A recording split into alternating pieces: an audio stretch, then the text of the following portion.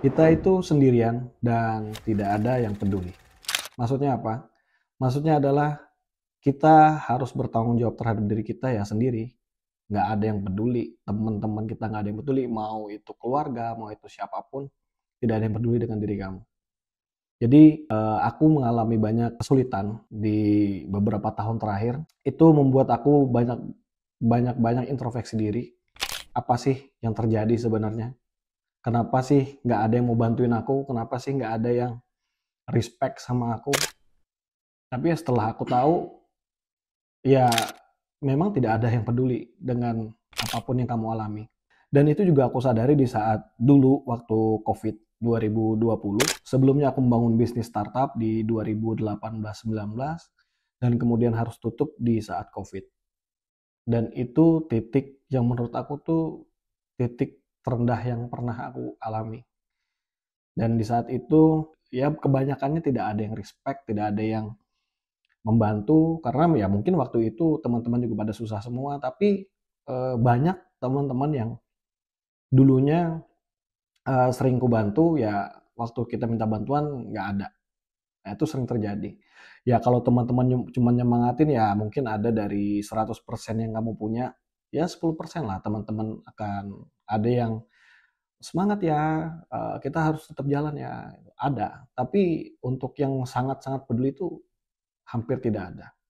Jadi aku merasa memang kita hidup itu ya semua tanggung jawab kita sendiri. Kamu mau hidupmu susah ya itu tanggung jawabmu, mau hidupmu enak ya itu tanggung jawabmu. Semua itu di tangan kita.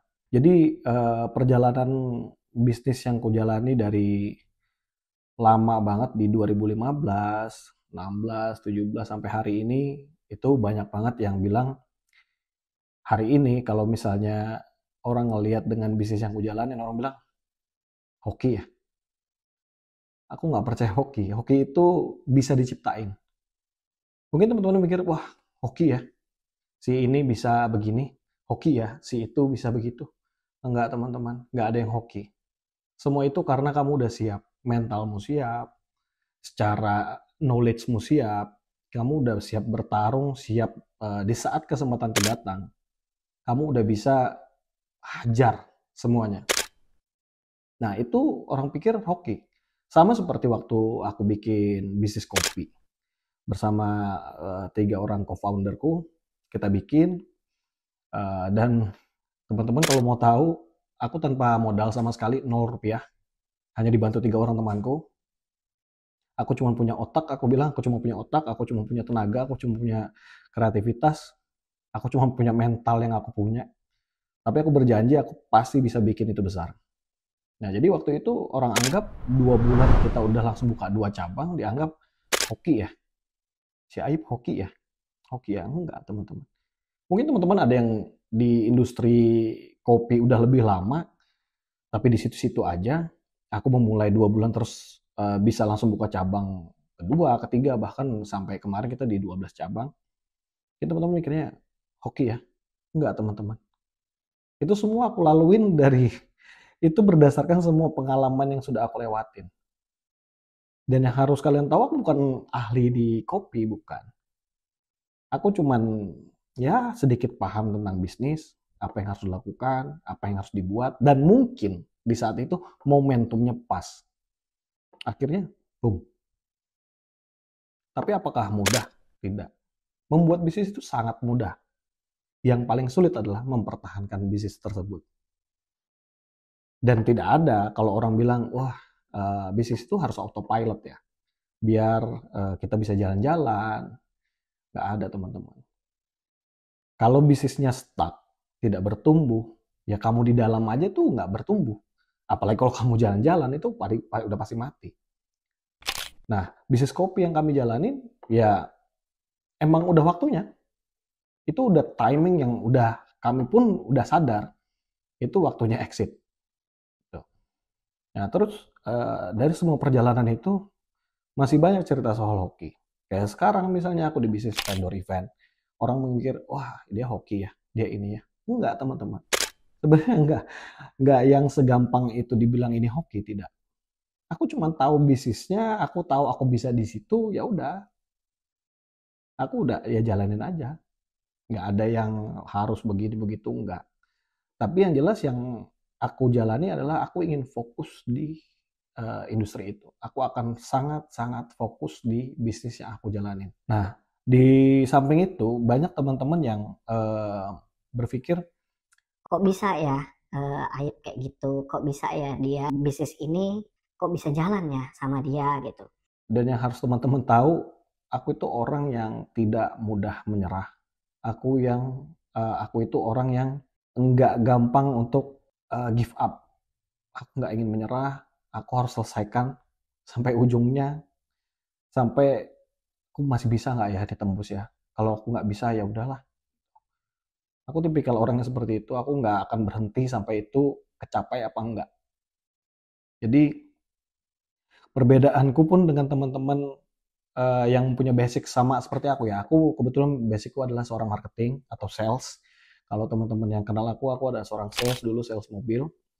Bahkan aku punya teman-teman sales mobil banyak banget, hampir seluruh dealer aku kenal. Dan mereka semua rata-rata ya masih di industri yang sama. Dan mungkin ada beberapa yang mencoba bisnis kemudian gagal, kembali lagi. Ya itu kalau aku pikir ya itu pilihan, tidak ada yang salah dengan pilihan. Tapi kalau aku pilihanku adalah aku akan terus mencoba sesuatu yang baru. Aku akan terus mencoba mengambil resiko apapun itu. Karena aku tipikal orang yang kalau aku tidak ambil resiko itu, aku malah ngerasa kehilangan opportunity. Aku kehilangan kesempatan. Jadi kalau aku ngerasa itu ada resikonya gede dengan reward yang cukup gede, mungkin aku akan all in di sana, aku akan terjun di sana. Nah itu menyangkut juga kepada kripto, market kripto yang aku mainin sampai hari ini. Bahkan teman-teman tuh mungkin kalau ngeliat portoku, wah kok bisa ya cuan segitu sehari gitu.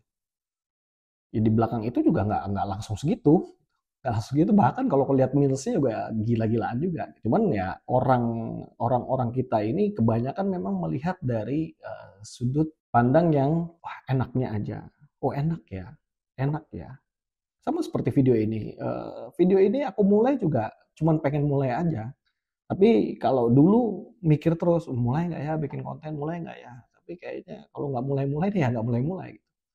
Jadi aku tuh ya, aku harus coba berani ngobrol di kamera lagi, aku harus coba muncul lagi di semua sosial media. Karena aku anggap kayaknya sekarang aku memang harus membiasakan lagi untuk muncul di halayak lah.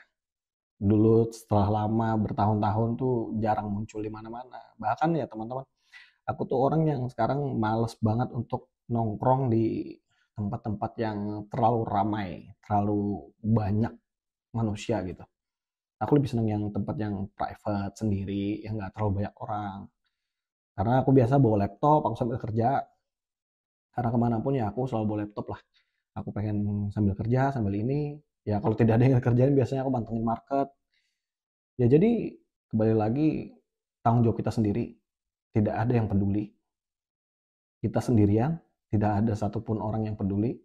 Mau itu keluarga, mau itu teman, tidak ada satupun yang peduli. Bahkan ya kalau kita kadang ditentang sama keluarga, aku pun dulu begitu.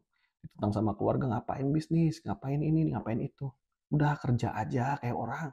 Kerja sana gaji UMR. Aku nggak mau teman-teman. Itu bertahun-tahun aku di setiap ketemu ngapain. Bahkan ya di kumpulan keluarga ya kadang ya kita jadi bahan hinaan aja. Ya udah sih, nggak apa-apa. Dan aku udah kuat dengan yang begitu-begitu. Aku udah nggak peduli dengan apapun kata mereka. Termasuk seperti videoku yang sebelumnya yang aku bilang suatu hari uang tidak akan menjadi masalah lagi di hidupku. Itu yang aku janjikan. Orang-orang yang dulu menghina aku ya nggak apa-apa. Aku orangnya ya aku maafin tapi aku nggak lupa. Aku nggak lupa satupun orang-orang yang dulu menghina aku, yang dulu merendahkanku, bahkan yang dulu sering ngomongin aku di belakang tuh satu-satu tuh aku tahu orangnya, mukanya aku ingat banget. Jadi itulah teman-teman untuk video kali ini. Uh, kita itu sendirian dan tidak ada yang peduli. Selamat berjuang. Sampai jumpa di video selanjutnya.